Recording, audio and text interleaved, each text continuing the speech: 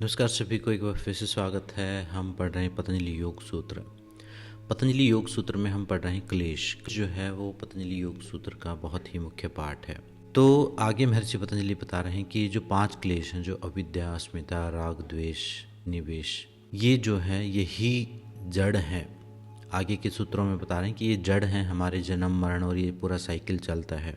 ये जो life cycle हमारा चल रहा है, हम पैदा हो रहे हैं, जवान हो रहे हैं, बूढ़े हो रहे हैं, मर रहे हैं, फिर बार बार पुनर्जन्म होता जा रहा है। उसके पीछे क्या साइकिल बताया महर्षि पतंजलि ने? उन्होंने बताया है कि जो क्लेश हैं, क्लेश, ये 5 क्लेश जो हैं ये कारण बनते हैं हमारे कर्मों का। मतलब इन जैसे अविद्या की वजह से, राग की वजह से, द्वेष की वजह से, इनकी वजह से हम कोई कर्म करते हैं। वही कर्म जो है कर्माशय बनते हैं, यानी कर्मों का एक समूह बनते हैं। वो कर्मों का जैसा समूह आपका बनेगा, यानी वैसे संस्कार आपके बनेंगे, और उसी संस्कार के आधार पर आपका फिर जन्म होगा, मरण, उसका आप उसी हिसाब से आपका मरण होगा, जन्म होगा, फिर ऐसे ही एक साइकिल बनता चला जाएगा। मतलब जैसे आप कर्म करेंगे उसी हिसाब से आपका फिर अगला जन्म होगा। वही आपको आपके पाप और पुण्य के हिसाब से आपको भोग प्राप्त होंगे। भोग का मतलब है आपको अनुभव प्राप्त होंगे, सुख के, दुख के। उसी आधार पर ये जो 3 प्रकार के जो कर्म बताए गए हैं, पहला कर्म जो है वो है जो संचित कर्म है। संचित कर्म का मतलब होता है कि जो एक टाइप से जैसे सेविंग अकाउंट। और प्रारब्ध कर्म जो आप पिछले जन्मों में आपने की थी, इस जन्म में उनका फल मिलेगा। और संचित कर्म यानी जो इस जन्म में इकट्ठा हो रहे हैं, आगे उनका फल मिलेगा। क्रियामान कर्म जो अभी आप करते जा रहे हो और उनका साथ साथ ही फल मिलता जा रहा है। तो ये 3 प्रकार के जो कर्म आप कर रहे हो, इनकी रूट कहाँ है? ये कर्म हम क्यों करते हैं? इन क्लेशों की वजह से हम करते हैं। हम क्लेशों की वजह से हम या तो अविद्या के वश में होके, मतलब अपने असली स्वरूप को ना जान के हम तब करेंगे कोई कर्म, या फिर कोई राग या द्वेष, मतलब हमारा मोह, अटैचमेंट, उसकी वजह से कुछ कर्म करेंगे, या द्वेष के भाव में करेंगे, किसी चीज़ से बचाव के लिए, किसी से बचने के लिए, किसी को कुछ दिखाने के लिए, या फिर अपने आप को सुरक्षित रखने के लिए दुखों से उसके वश होके करेंगे। या फिर हम करेंगे अभिनिवेश से, अपने आप को अपनी लंबी आयु करने के लिए, अपने जीवन को बचाने के लिए, सुरक्षित करने के लिए, मृत्यु का भय। तो अविद्या, अस्मिता, या फिर हम अपने मैं के विस्तार के लिए कि ये मेरा, वो मेरा, तो अपने विस्तार के लिए करेंगे। ये 5 रूट हैं। ये 5 जड़ हैं। ये जो 5 क्लेश हैं, ये 5 जड़ हैं।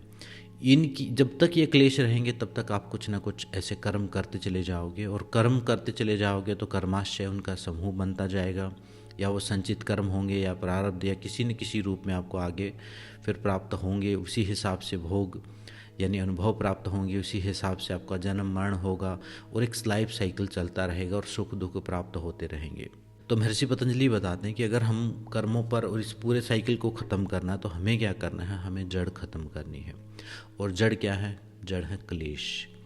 और क्लेश ख़त्म होंगे ध्यान के द्वारा, क्लेश ख़त्म होंगे जागरूकता के द्वारा, उनको देखने से, ध्यान करने से, ध्यान देने से, उसके अलावा स्वाध्याय से, उसके अलावा जितने भी अभ्यास आगे महर्षि पतंजलि बताएंगे उनके द्वारा। तो जब हम ध्यान और जागरूकता के साथ खुद को जीना शुरू करते हैं तो धीरे धीरे कहीं ना कहीं समझो कि हम उन जड़ों को धीरे धीरे कम करते जा रहे हैं, उन क्लेशों की इंटेंसिटी को कम करते जा रहे हैं। क्लेशों की इंटेंसिटी कम होते होते फिर कर्मों की का भी जो प्रभाव है वो कम होगा। वैसे ही हम कर्मों का भी जो हमारा बंधन जो बनने के जो मतलब हम कर्माशय नहीं बनाएंगे। बहुत बड़े जो हमारे नए जीवन मरण का या इस साइकिल में जो फंसने का कारण बनते हैं। कर्म भी आगे एक स्पेशल वीडियो में बनाऊंगा कर्मों के ऊपर, कि उसमें कर्म कितने प्रकार के हैं और किसकी क्या इम्पोर्टेंस है। एक लंबी और काफ़ी बड़ी वीडियो उनकी बनेगी, वो मैं बनाऊंगा, और उसको आप ज़रूर देखना। तो उससे आपके भौतिक जीवन के समाधान भी बहुत सारे उसमें छुपे होंगे। उस सिस्टम को अगर आप समझ लोगे तो आप आध्यात्मिक नहीं भी होना चाहते हो कोई बात नहीं, आप खुद को नहीं भी जानना चाहते हो तो भी कोई बात नहीं, लेकिन कम से कम दुख मुक्ति की तरफ आप बढ़ सकते हो। मुक्ति जो पूर्ण मुक्ति है वो बहुत बड़ी बात है, लेकिन शुरुआत में तो अभी अगर आप मान लो हम योग कर रहे हैं, ध्यान कर रहे हैं, आध्यात्मिक हो रहे हैं, तो अभी हमें मोक्ष का कोई अनुभव नहीं है, कुछ पता नहीं है। ठीक है, हम बोल देते हैं पढ़ के, हमें आइडिया नहीं है कि वो चीज़ क्या है। मोक्ष का, मुक्ति का, निर्वाण, ये बहुत बड़े शब्द हैं, हमारे लिए प्रैक्टिकल नहीं है। हम समझ के भी उनको नहीं समझ, हम अगर उनको पढ़ लें, कितना ही उसके ऊपर पूरी पुस्तक भी आप पढ़ लें तो भी समझ में कुछ भी नहीं आएगा आपको। तो अभी पहला हमारा जो उद्देश्य है, ये जो दुख है, इन दुखों से मुक्ति, और ये दुख भी पैदा होते हैं क्लेशों से ही। तो ध्यान करना, ध्यान का अभ्यास करना, प्राणायाम का अभ्यास करना, या जो भी आध्यात्मिक प्रैक्टिस करना, वो फिलहाल के लिए प्राथमिक एक कदम माना गया है। पहले आप अभ्यास करना शुरू करो, साथ में फिर ग्रंथ को पढ़ोगे, चाहे योग सूत्र पढ़ रहे हो, चाहे भगवत गीता पढ़ रहे हो, वो आपको समझ में आएगा। बिना किसी अभ्यास के अगर इस ग्रंथ को पढ़ रहे हो, इसको सुन रहे हो, तो उसका कोई फ़ायदा नहीं है। ये टेक्स्ट बुक है उनके लिए जिन्होंने उस स्कूल में एडमिशन लिया है, जो हर रोज़ पढ़ाई कर रहे हैं। मतलब मान लो एक बच्चा है, जैसे किसी की पढ़ाई की किताब उठा ले, तो उसके लिए मनोरंजन तो हो सकती है, उसमें मूर्तियाँ देख ले, जैसे छोटे बच्चे पिक्चर्स देख लेते हैं, उनको समझ में कुछ भी नहीं आता है। ठीक ये धर्मशास्त्र जितने भी हम पढ़ रहे हैं, सिलेबस की किताब है ये, जो अपने आप को जानने की यात्रा पर, उस सुप्रीम को जानने की यात्रा पर, या मुक्ति की यात्रा पर, ये एक ही बात को अलग अलग तरीके से कहा गया है। कई बार ऐसा भी कन्फ्यूजन हो सकता है, आपको लग सकता है कि मैं तो स्वयं को जानना चाहता हूँ, मुझे परमात्मा नहीं चाहिए, मुझे मुक्ति नहीं चाहिए, तो भी आप वही बात बोल रहे हो। कोई बोल सकता है कि हमें खुद को नहीं जानना, हमने तो मैं छोड़ देना, हमें तो बस उस परमात्मा को जानना है, तो भी आप वही बात बोल रहे हो। कोई बोल सकता है कि हमें मुक्ति चाहिए, हमें ना आत्मा को जानना ना परमात्मा को, हमें इन सब चीज़ों से मुक्ति चाहिए, वो भी वही बात है। और कोई हो सकता है कि हमें कुछ जानना ही नहीं, हमें तो ये जो जीवन चल रहा है इसी को परिपूर्णता से जी लेना है, तो भी वो भी वही बात है। मतलब चार लोग हैं अलग अलग, लेकिन बात वो एक ही कह रहे हैं अलग अलग तरीके से। फर्क कहाँ पर है? जो परिपूर्णता से जीने की बात कह रहा है, वो बात कर रहा है बिल्कुल प्राथमिक लेवल की। जब परिपूर्णता से जीवन को जियोगे, अपने आप में पूर्ण होने की कोशिश करोगे, तो अपने असली स्वरूप को जानोगे। असली स्वरूप को जानोगे तो उस परमात्मा के स्वरूप को जानोगे, और परमात्मा के यानी उस परमात्मा के उस अस्तित्व की, जो भी नाम उसको आप दो, उस अव्यक्त तत्व के स्वरूप को जानोगे तो मुक्ति हो ही जाएगी। वो कोई पर्सनैलिटी नहीं है हमारी तरह की जिसको जाना, वो मुक्ति ही है, उसको जानने का मतलब ही मुक्ति है। तो वो एक ही बात है। कई बार ऐसी कन्फ्यूजन होती है कि कोई अलग अलग मार्ग पर चल रहा है, तो आपको लग सकता है कि शायद ये बातें विरोधाभासी हैं। विरोधाभासी बातें नहीं है, ये एक ही बात है, अलग अलग तरीके से अलग अलग लेवल के लोगों के लिए कही गई है। जैसे समझो कोई 5वीं क्लास में है तो उसके लिए कुछ अलग, पुस्तक में कुछ जो बात होगी वो कुछ अलग होगी। कोई 10th में है तो उसके लिए अलग होगी, 12th में है तो कोई अलग होगी, यूनिवर्सिटी में है तो उसके लिए अलग है, कोई PhD कर रहा है तो उसके लिए अलग है। सब उसी यात्रा पर है, लेकिन अब उस यात्रा का अंत कहाँ होना है?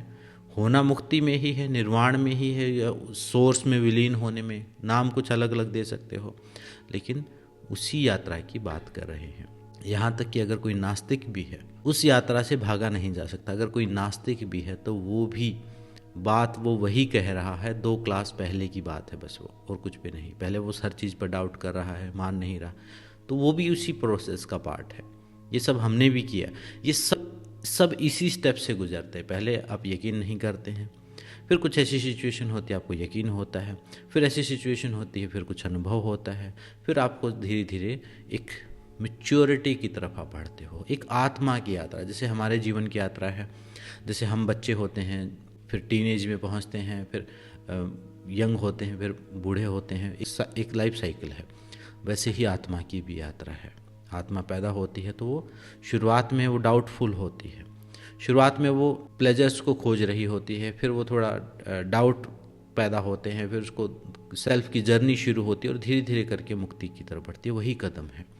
तो कर्मों को यहाँ महर्षि पतंजलि कर्मों के जो रूट है वो क्लेश बता रहे हैं। उन क्लेशों को समाप्त करने के लिए कुछ अभ्यास करना, ध्यान साधना करना, सेल्फ ऑब्जर्वेशन करना, स्वाध्याय करना। जैसे अभी स्वाध्याय में जो ग्रंथ है उनका भी अध्ययन, अभी हम पतंजलि योग सूत्र को पढ़ रहे हैं, तो इसके पढ़ने से भी हमें चीज़ें समझ में आ रही हैं, फिर उसको हम अप्लाई करेंगे। मतलब थ्योरेटिकल हमें यहाँ से मिल रहा है, तो उसको प्रैक्टिकल हम जब करेंगे तो अनुभव में आएगा, और वही अनुभव फिर मुक्ति का कारण बनेगा। वही अनुभव दुखों से, पहले वो दुखों से मुक्ति होगी। मान लो कोई योग करना शुरू करे अब हमें कई बार ऐसा लगता है कि मुक्ति का मतलब है कि बहुत बड़ी कुछ एकदम से कुछ मुक्ति हो जाएगी। मान लो कोई योग करना शुरू करे, पहले तो बीमारियों से मुक्ति होगी, बीमारियों से मुक्ति हुई तो फिर जो छोटे मोटे जो पहले शारीरिक रोग दूर होंगे, फिर मानसिक रोग दूर होंगे, फिर मतलब मुक्ति जो है पहले शरीर के स्तर पर होगी, फिर वो विचारों के स्तर पर होगी, और फिर धीरे धीरे वो आत्मा के स्तर तक पहुँचेगी। मन में यही सब काम क्रोध मोह लोभ इनमें कमी आएगी। तो इसे करते करते करते ग्रंथियाँ मुक्त होते होते होते छोटी छोटी गांठें खुलते खुलते ये पूरा जीवन जो है सुलझेगा, यानी मुक्त होंगे, निर्वाण की तरफ पहुँचेंगे या अंतिम उद्देश्य की तरफ पहुँचेंगे। इसलिए बहुत सारे महापुरुषों ने तो अंतिम उद्देश्य की बात शुरुआत में करने के लिए कहा ही नहीं। इसीलिए तो पुराने समय में ये सब शास्त्र जो हैं हर किसी के लिए उपलब्ध नहीं कराए गए थे, क्योंकि गलत मतलब निकाल लेंगे, अपनी मर्जी से कुछ मतलब निकाल लेंगे। तो ये कर्मों जो रूट जो है, क्लेश जो है, वो इस जन्म मरण की रूट है। और जब जड़ खत्म होगी, और जड़ एकदम से ख़त्म नहीं होगी, शब्दों को बहुत ध्यान से समझो कि अगर ख़त्म होने की बात है तो एकदम से नहीं, धीरे धीरे कमज़ोर होगी, सूखेगी, और फिर धीरे धीरे इतनी कम हो जाएगी कि उन कर्माशय को जो पोषण मिलता है, जो कर्मों को पोषण मिलता है, वो पोषण मिलना बंद होगा, तो बंधन बनने बंद हो जाएंगे। फिर आप जी तो रहे हो, फिर मतलब मान लो एक योगी है, एक महापुरुष है, वो कुछ कर्म कर तो रहा है, फिर वो कर्म उसके राग द्वेष से पैदा नहीं हो रहे हैं, और उसके कर्म किसी करुणा से पैदा हो रहे हैं या किसी ऐसी चीज़ से पैदा हो रहे हैं जो बंधन नहीं मुक्ति का कारण बनते हैं। तो एक ऐसे साइकिल चलता है। एक बड़ी वीडियो भी मैं कर्मों के ऊपर बनाऊंगा, उसको ज़रूर आप देखना। तो ये क्लेश को इसलिए जड़ काटना, एक कहावत भी कहते हैं कि क्लेश काट दिया, ऐसे हरियाणा में भी कहावत है, क्लेश काटना मतलब जड़ से काट देना। तो ये क्लेश कटते ही दुख का जो है वो क्लेश कटना शुरू हो जाता है। तो इसके बारे में एक डिटेल में बड़ी वीडियो बनाऊंगा। तो आज की वीडियो में इतना ही, मिलते हैं नेक्स्ट वीडियो में। सबका धन्यवाद, सबको नमस्ते।